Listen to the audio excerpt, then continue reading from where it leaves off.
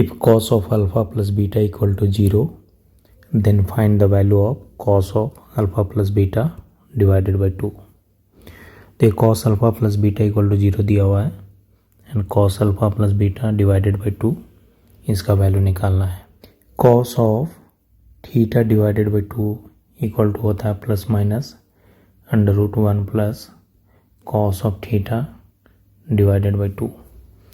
अगर यहाँ पर theta equal to alpha plus beta रख दें तो ये फॉर्मूला क्या हो जाएगा, cos of alpha plus beta divided by 2 equal to plus minus under root 1 plus cos of alpha plus beta divided by 2 and cos of alpha plus beta equal to कितना दिया हुआ है, 0.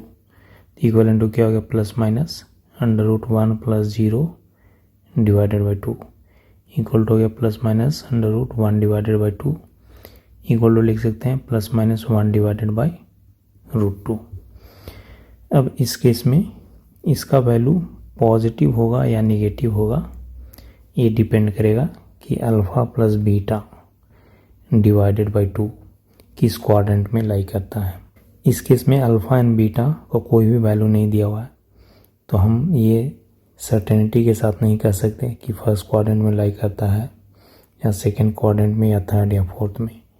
इसलिए इसके दोनों पॉसिबल वैल्यू हो सकते हैं.